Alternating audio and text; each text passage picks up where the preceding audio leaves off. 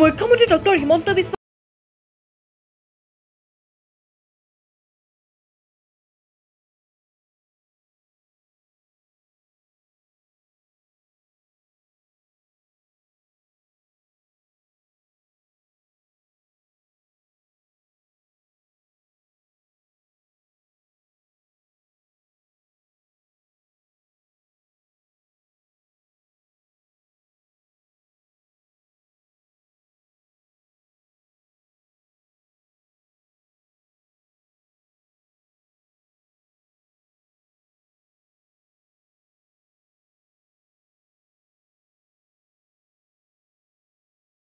ৰাজ্যখনৰ বিভিন্ন মঠ মন্দিৰ সত্ৰ শৰাই আগবঢ়াই এনেদৰে বিভিন্নজনে নেতাগৰাকীৰ হৈ ঈশ্বৰৰ আশীষ গ্ৰহণ কৰে।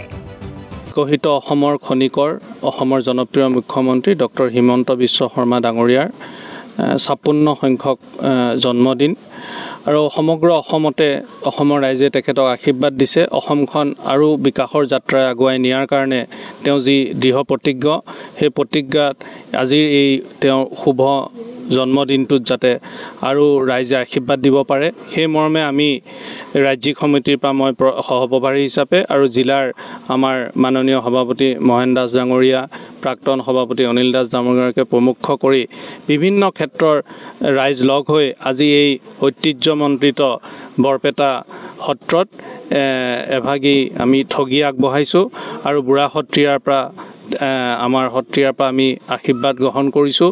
মাননীয় মুখ্যমন্ত্ৰীৰ কাৰণে তেওঁ আশীৰ্বাদ দিছে আৰু আশা কৰিছোঁ আমাৰ এই বৰপেটা সত্ৰখনৰ কাৰণেও তেওঁ যি এক অভিলাষী প্ৰকল্প গ্ৰহণ কৰিছে, অনাগত দিনত আজিৰ এই জন্মদিনটোতে আজি এই প্ৰকল্পটো প্ৰাণ পাই উঠিব বুলি আমি দৃঢ় বিশ্বাসী। বাজেট চাওক, আমাৰ সুদূৰ প্ৰসাৰী বাজেট হ'ব। এইবাৰ আমাৰ GDP 6.7ৰ পৰা আমাৰ টাৰ্গেট কৰা হৈছে আৰু বাজেটখন যিহেতু আমি দেখা নাই, কিছু সময়ৰ পিছত আমি বাজেটখন পুংখানুপুংখভাৱে চাই মন্তব্য আগবঢ়াব পাৰিম। আমি আজি বৰপেটা সত্ৰত এভাগী প্ৰসাদ ঠগী আগবঢ়াইছোঁ।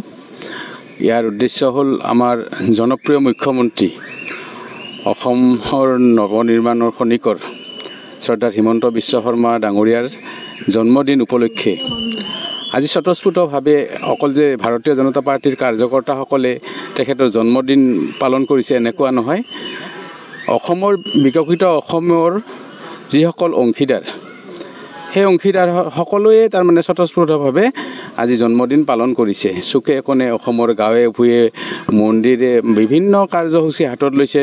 তেখেতসকলে দিব্যাংগসকলক কিছু পৰিমাণে কম্বল, হুইল চেয়াৰ, খাদ্য সামগ্ৰীৰ লগতে চাফ চিকুণা কৰা অভিযান, মুঠৰ ওপৰত বিভিন্নজনে বিভিন্ন ধৰণৰ আঁচনি হাতত লৈছে। আজি খুব ভাল লাগিছে।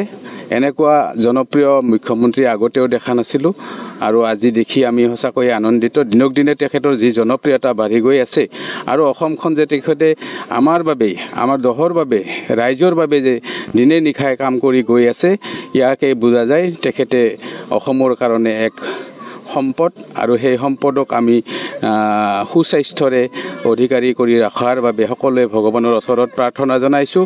এই আমি বৰপেটা সত্ৰৰ পৰাই আমি তেখেতক সত্ৰাধিকাৰে আশীৰ্বাদ জনাইছে, তেখেতৰে আমি আশীৰ্বাদ গ্ৰহণ কৰি তেখেতলৈ প্ৰেৰণ কৰিছোঁ। এইখিনি আমাৰ ক'বলগীয়া।